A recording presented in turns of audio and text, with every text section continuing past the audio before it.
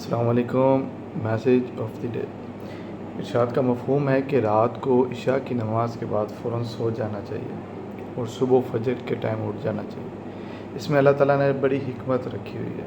آج سائنس بھی اس بات پہ ایگری کرتی ہے کہ رات کو جلدی سونا اور صبح جلدی اٹھنا چاہیے۔ رات کو جو ہم مجالس میں ٹائم ضائع کرتے ہیں، ادھر گھومنے پھرنے میں ہم ٹائم ضائع کرتے ہیں، اسے ہمیں اوائڈ کرنا چاہیے، کیونکہ اس کا یہ ہے کہ جتنی دیر آپ نیند پوری کریں گے اتنی دیر باڈی کے آرگن آپ کے ایکٹیو ہونا شروع ہو جائیں گے۔ ایک قدرتی سسٹم ہے کہ اللہ تعالیٰ نے ہمارے باڈی کے اندر ایک سسٹم بنایا ہے کہ جب ہم رات کو جلدی سوتے ہیں تو ہمارے جو باڈی کے آرگن ہیں وہ ایکٹیو ہونا شروع ہو جاتے ہیں اور وہ بہتر پرفارمنس کرتے ہیں۔ یعنی سمجھ لیں کہ باڈی جس طرح ہم تھک جاتے ہیں تو ہمیں ریسٹ کی ضرورت ہوتی ہے، اسی طرح جب ہم رات کو سوتے ہیں تو ہمارے جو باڈی آرگن ہوتے ہیں ان کی پرفارمنس اس وقت بہتری کی طرف آنا شروع ہو جاتی ہے اور وہ ان باڈی کی امیونٹی لیول انکریز ہونا شروع ہو جاتا ہے اور ہر آرگن اچھے طریقے سے کام کرنے کی طرف راغب ہو جاتا ہے۔ تو صبح فجر کے ٹائم اٹھیں، تہجد کے ٹائم اٹھیں اور اس وقت اللہ کو یاد کریں اور فجر کی نماز ادا کریں۔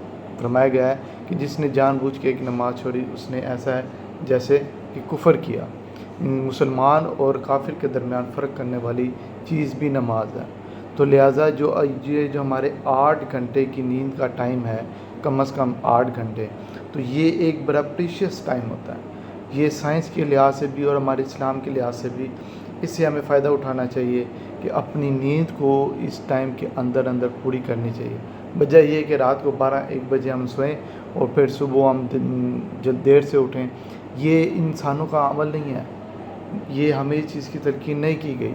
ہمیں تلقین کی گئی کہ رات کو جلدی سوئیں اور صبح جلدی اٹھنے کی تلقین کی گئی ہے۔ اور یاد رکھیں کہ جب آپ نیند پوری ہوگی، صبح فجر ٹائم اٹھیں گے اور جلدی سوئیں گے، نیند پوری ہونے کی وجہ سے آپ سارا دن فریش رہتے ہیں، آپ کی پرفارمنس وہ بہتر ہوتی ہے، آپ کسی بھی کام کو اچھے طریقے سے سر انجام دے سکتے ہیں۔ اور اگر آپ صبح کی فجر کی نماز بھی پڑھتے ہیں تو یہ پھر سونے پہ سہاگا ہے، اور اس کے بعد آپ پھر دیکھیں گے کہ اللہ تعالیٰ آپ کے دن کے کاموں میں برکت بھی ڈالیں گے۔ بلکہ نہ صرف یہ، بلکہ فجر کی نماز کے بعد اگر آپ سورہ یاسین پڑھتے ہیں تو جو حاجات آپ کے دن کی ہوتی ہیں اللہ تعالیٰ اس میں برکت ڈالتے ہیں اور ان کو پورا کرتے ہیں۔ تو یہ ایک اسلام جو کہ ہمیں جس چیز کی تلقین کرتا ہے، آج کی سائنس بھی اس کو اپروو کرتی ہے۔ تو لہٰذا اپنے آپ کو نیچر کے قریب رکھیں، جتنے نیچر کے نزدیک رکھیں، بیماری مسئلے مسائل اتنے ہی آپ سے دور رہیں گے۔ شکریہ۔